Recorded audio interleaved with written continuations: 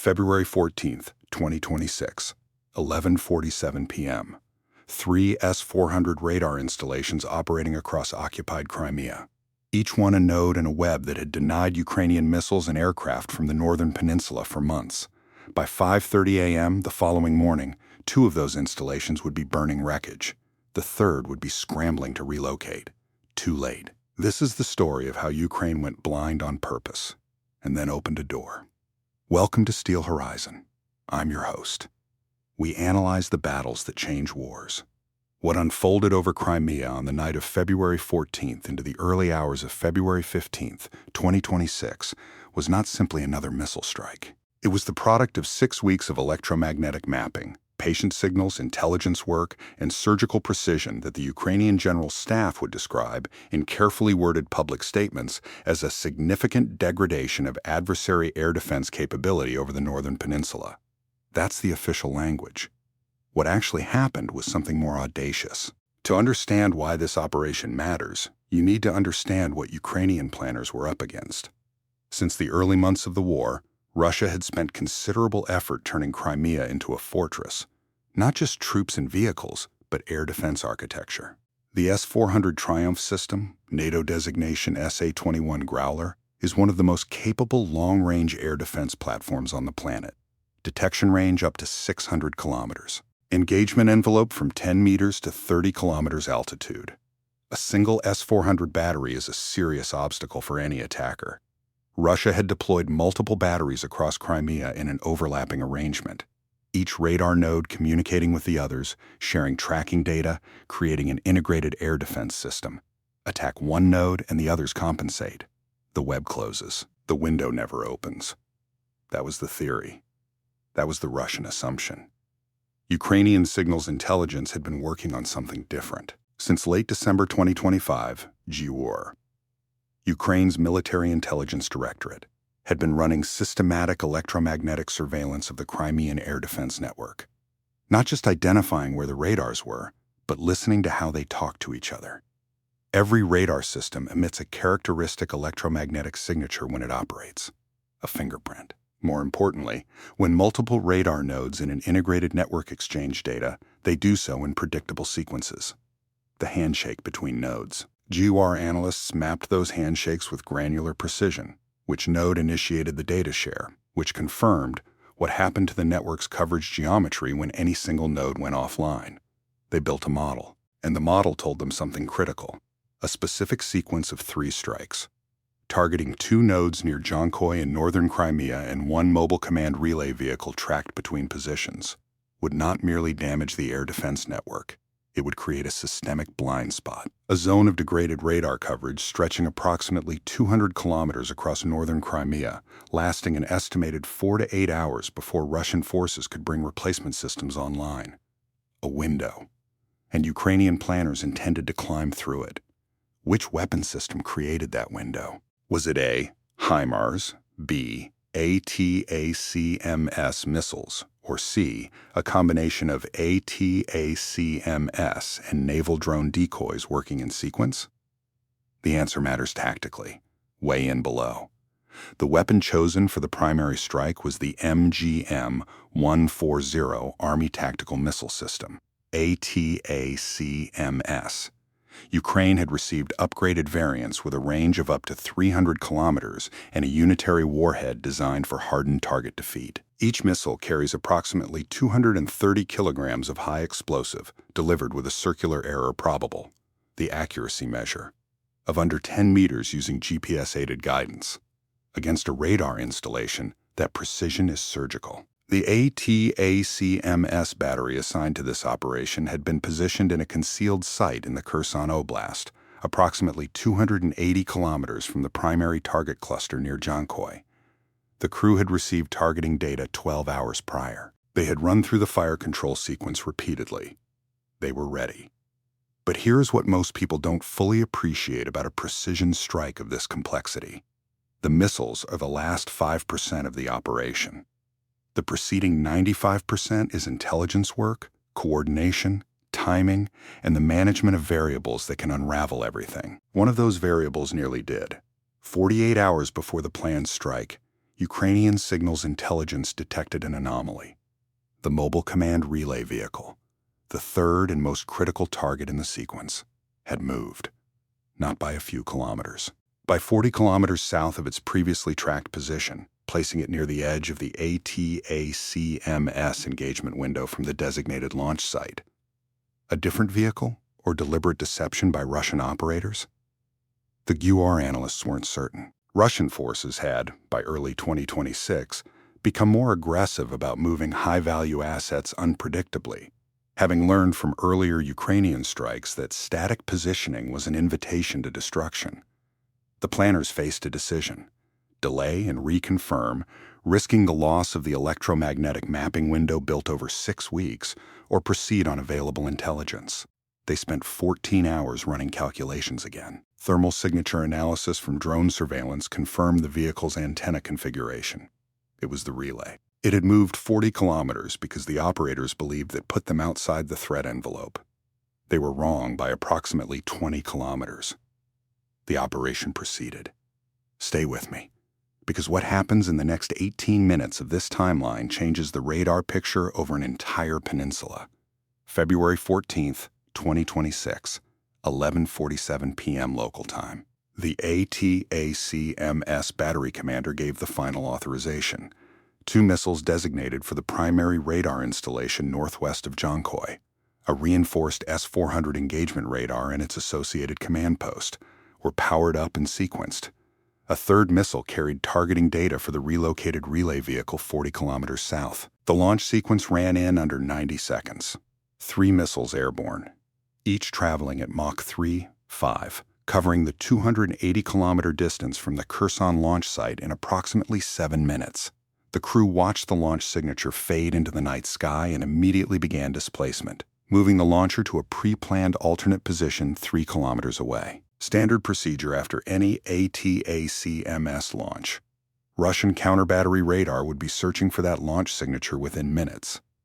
The battery commander had 2 objectives: deliver the strike and survive to deliver the next one. 7 minutes and 12 seconds after launch, the first missile impacted the primary radar site northwest of Dzhankoi. Ukrainian drone footage, later analyzed by OSINT investigators, showed a direct hit on the engagement radar antenna array. The secondary explosion, from the radar's associated power generation infrastructure, was visible from 15 kilometers. The second missile impacted the S-400 command post 40 meters from the antenna complex 18 seconds later. Both installations effectively destroyed. Combat footage verification in the following days confirmed neither system was operational 48 hours post-strike. The third missile traveled the additional 40 kilometers to the relay vehicle's new position. Satellite imagery analysis, corroborated by thermal drone surveillance, confirmed a direct hit. The vehicle, a specialized electronic warfare and data relay platform, ceased operating at 11:57 p.m. The S-400 and S-350 radar nodes coordinating through that relay suddenly lost network synchronization. The electromagnetic handshake went silent. The 6-hour window had opened. The missiles had done their work. 3 targets struck, 2 confirmed destroyed, the third confirmed dead on the relay frequency. But the strike team's role was already secondary. 40 kilometers north of the Dzhankoi impact sites, a different kind of warfare was spinning up. Drone operators who had been waiting, engines cold, systems preloaded, received the signal at 11:59 p.m., 2 minutes after the final missile hit. They had 90 minutes before Russian forces would begin bringing replacement radar coverage online. 90 minutes to exploit a 200-kilometer blind spot over northern Crimea. And they had a target list that had been locked in for 72 hours. I spent considerable time reviewing the Ukrainian MOD briefings and the OSINT reconstruction of what happened next. The satellite imagery timestamps, the drone footage metadata, the pattern of secondary explosions. One detail kept surfacing that didn't make the initial news cycle. The fuel depots struck during the blackout window weren't random targets of opportunity. They had been pre-selected and pre-programmed into FPV drone navigation systems before the ATACMS strike even launched. Ukrainian planners hadn't just opened the window. They had already decided exactly what they were going to do the moment it opened. How many separate strike packages did Ukraine launch during the 6-hour blackout window? Was it A, 4, B, 7, or C, 11? The answer at the end of this video, and it's more than most analysts initially reported.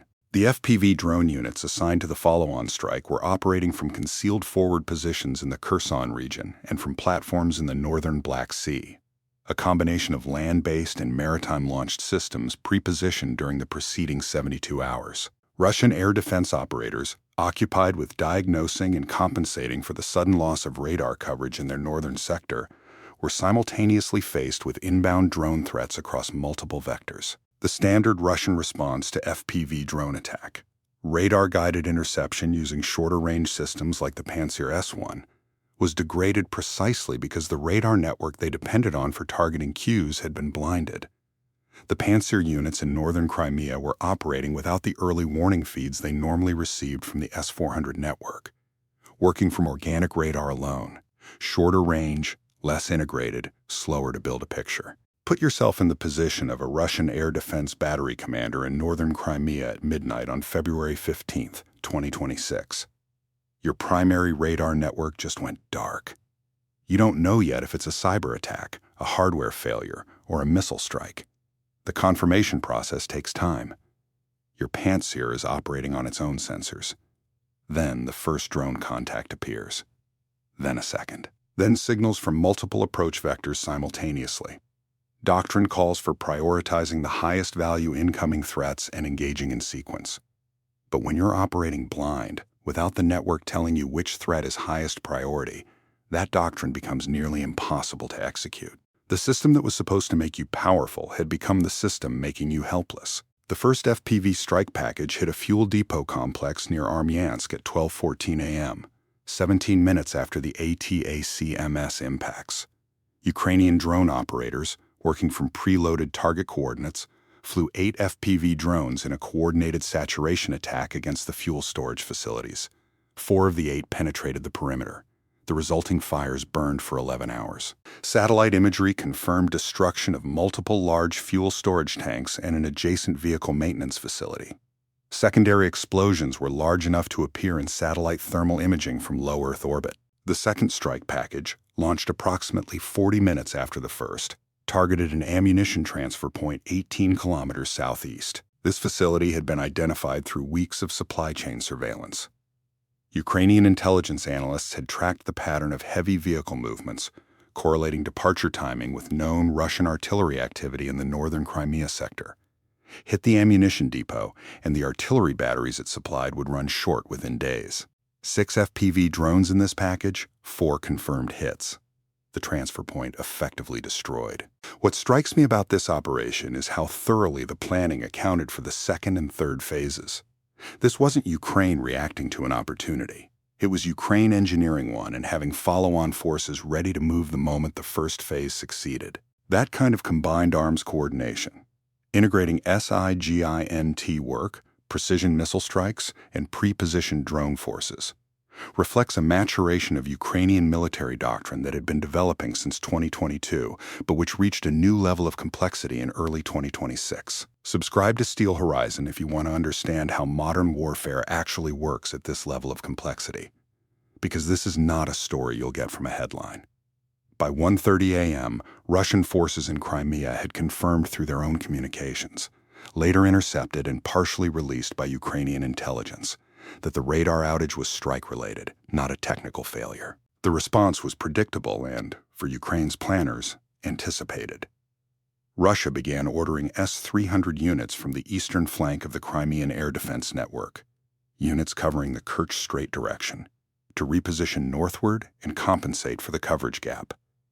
That repositioning, taking approximately 3 hours to execute meaningfully, thinned radar coverage near Kerch. Ukrainian naval drone operators, monitoring the Russian redeployment through signals intelligence, noted the degradation in the Kerch sector and filed updated assessments for follow-on operations. The Russian effort to compensate for one gap had created another. The chessboard kept changing. The third strike during the Blackout window targeted infrastructure adjacent to the Dzhankoi rail junction, a critical logistics node through which Russian military supply trains routed materiel into the peninsula. 2 Ukrainian cruise missiles, likely Storm Shadow variants supplied by the United Kingdom, struck rail infrastructure and a fuel point at the junction at approximately 2:15 a.m. The combination of the ongoing radar blackout and disrupted Pantsir queuing meant both missiles reached their targets without interception. The rail infrastructure damage disrupted supply train movements through Dzhankoi for at least 6 days, according to Ukrainian General Staff assessments released in the following week. By 3 a.m., 4 separate strike packages had been executed against high-value targets across northern Crimea. The fuel depots burning. The ammunition transfer point destroyed. The rail infrastructure at Dzhankoi degraded. Then Ukrainian planners, reviewing real-time intelligence feeds, identified a target that hadn't been on the original strike plan. The window was still open, and the intelligence was solid. Here's the part that doesn't sit easily on a flowchart. The original operation plan had 3 targets. Ukraine had just executed 4 follow-on strike packages. And the window, the 6-hour radar blackout, was still open. How much further do you push? And what happens if the next package runs into radar coverage that Russian forces are desperately working to restore? That judgment call, made by Ukrainian commanders at 3:15 a.m., is the moment that turns a successful strike into either a masterpiece or an overreach. A Russian electronic warfare unit had been tracked relocating from a position near Simferopol toward the northern sector, operating what appeared to be a Krasuka 4 electronic warfare platform, a vehicle-mounted system used for radar jamming and electronic suppression. If it reached its deployment position, it would begin working to partially restore the Russian air defense picture. Ukrainian strike coordinators had a window of approximately 45 minutes before the vehicle reached cover. The decision to strike was made at 3:18 a.m. 2 FPV drones redirected from a reserve package. Both reached the target. The Krasuka platform confirmed destroyed by drone footage reviewed in the following hours. The Russian effort to patch the radar hole had been physically interdicted before it could take effect. Here's the take that will probably generate some pushback. The most important weapon system in this entire operation wasn't the ATACMS missile. It wasn't the FPV drone. It was the Ukrainian analyst who spent 6 weeks listening to radar handshakes. The physical hardware. Missiles, drones, launchers. Those are the instruments. The intelligence work is the score. Western coverage of Ukrainian strikes consistently underweights the SIGINT and analytical capability that enables them. ATACMS gets the headline. The GUR analyst who built the electromagnetic network model doesn't get a name. That asymmetry in how we understand this war deserves to be challenged. If you think the intelligence layer of modern warfare is at least as decisive as the kinetic layer, drop Steel Horizon in the comments. Because that's the argument this operation makes, and it's worth having. By 5:30 a.m., Russian emergency communications. Intercepted fragments later released by Ukrainian sources. Indicated commanders in Crimea were reporting the loss of primary air defense radar coverage in the northern sector. Confirmed damage to at least 2 S-400 installations, destruction of the Armyansk fuel depot, and damage to the Dzhankoi rail junction. The tone of those communications, as characterized by Ukrainian intelligence analysts, reflected not just tactical disruption, but institutional shock. The Russian assumption had been that the integrated air defense architecture over Crimea was resilient, that no single strike package could create the kind of systemic gap that had just materialized. Ukraine had not just struck 3 targets. It had falsified the Russian threat model for Crimean air defense. The fuel depot fires at Armyansk burned for 11 hours. The destruction of primary fuel storage, combined with disruption to rail supply through Dzhankoi, created a logistics cascade that affected not just Russian military operations. It affected the civilian fuel supply infrastructure across the region. Crimea's occupied civilian population began reporting fuel shortages at service stations within 48 hours of the strikes. Electricity disruptions followed within 72 hours. Ukrainian planners had analyzed this secondary effect in advance. They hadn't advertised it. Publicly, the General Staff described the operation in purely military terms. But the downstream pressure on Crimean civilian infrastructure was a deliberate element of the strategic calculus, making Russia's occupation logistically and economically costly, not just militarily contested. What's most surprising about this operation isn't the ATACMS strike. Ukraine had conducted ATACMS strikes against Crimean targets before. It's the scale of the pre-planned follow-on exploitation. Most precision strike operations involve an intelligence phase, a strike phase, and then an assessment phase. Ukraine ran all three simultaneously, with exploitation assets pre-positioned before the strike was even authorized. That level of combined arms coordination, executed in the middle of the night across land, sea, and air, is qualitatively different from what Ukrainian forces were executing in 2023. The war had not just continued, it had evolved. What would NATO's integrated strike planning process have looked like applied to this same target set? Would Western doctrine have accepted the same risk threshold, proceeding with a strike when a primary target had relocated 40 kilometers at the last moment? Comment your analysis below. The battle damage assessment, compiled from Ukrainian MOD statements, satellite imagery analysis, and OSINT investigation over 2 weeks following the operation. The primary S-400 engagement radar northwest of Dzhankoi, destroyed. The associated S-400 command post, destroyed. The mobile command relay vehicle, destroyed. The Armyansk fuel depot complex, destroyed, with an estimated loss of several thousand tons of fuel. The ammunition transfer point southeast of Armyansk, destroyed. The Dzhankoi rail junction infrastructure, damaged, with disruption to supply train operations for a minimum of 6 days. The Krasuka 4 electronic warfare platform, destroyed. Total estimated value of material. Ukrainian military sources placed the figure in excess of $180 million across all target categories, factoring in the replacement cost of S-400 radar components, the relay vehicle, fuel and ammunition stocks, and rail infrastructure repair. Russian forces in Crimea spent the following weeks attempting to reconstitute their air defense network in the northern sector. Replacement radar components are not quickly sourced. The S-400 system uses specialized electronics that cannot be fabricated locally and face international sanctions restrictions on component supply. Russian logistics reportedly drew from strategic reserves to begin the replacement process, but Ukrainian OSINT analysts tracking electromagnetic signatures from northern Crimea reported that full network integration in the affected sector had not been restored as of late February 2026. The blind spot created by the February 14th strike persisted, in degraded form, for weeks. Ukraine's ability to operate unmanned systems in that corridor remained elevated throughout that period. There's a detail that stuck with me in reviewing this operation. The relay vehicle had moved 40 kilometers because Russian operators were doing exactly what they were supposed to do, varying position to reduce predictability. And it still wasn't enough, because Ukrainian intelligence wasn't tracking a fixed location. They were tracking an electronic signature. The vehicle could move. The signature traveled with it. That's the nature of 21st century targeting. You don't find the thing, you find the signal the thing produces. And against an adversary with the SIGINT capabilities Ukraine had developed by early 2026, radio silence is sometimes the only protection. A vehicle that doesn't emit isn't a relay, and a relay that doesn't relay isn't doing its job. Russia couldn't win that dilemma. We deliberately left one element of this operation out of this reconstruction, a fourth ATACMS missile that Ukrainian sources reference obliquely in post-strike briefings, whose specific target has not been publicly confirmed. Comment more if you want a dedicated follow-up video when that picture becomes clearer. Now, the answer to the quiz. How many vehicles did Ukraine destroy across all confirmed target categories? The radar installations counted as platforms, the relay vehicle, the Krasuka electronic warfare platform, and the infrastructure strikes across equivalent equipment categories. The total count of confirmed destroyed military assets across all strike packages was B-38.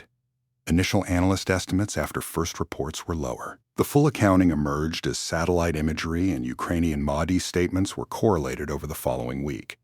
And the answer to the earlier question about which weapon created the blackout window: C, a combination of ATACMS and coordinated activity. Ukrainian naval drone operations in the Black Sea during the hours preceding the strike were later assessed to have contributed to Russian air defense sensor focus being drawn partially seaward. Not a formal decoy operation, but an effect that Ukrainian strike planners had factored into their timing. The ATACMS strikes executed the kill. The ambient threat environment helped divide the Russian sensor picture at the critical moment. The tactical lessons embedded in this operation will be studied in military institutions for years. First, network architecture and single-point vulnerability in integrated air defense systems. Russia's IADs over Crimea had been designed with physical redundancy, multiple nodes, overlapping coverage, but without sufficient resilience to a coordinated strike targeting the communication layer between nodes rather than the node's physical capabilities. By hitting the relay vehicle alongside the two radar installations, Ukraine disrupted the network synchronization that allowed surviving systems to function as an integrated whole. The whole became less than the sum of its parts. Second, exploitation timing. Ukrainian forces had follow-on strike packages airborne within 17 minutes of the ATACMS impacts. By the time Russian commanders had confirmed what had happened and begun issuing compensatory orders, Ukraine had already executed 3 of its 5 follow-on strikes.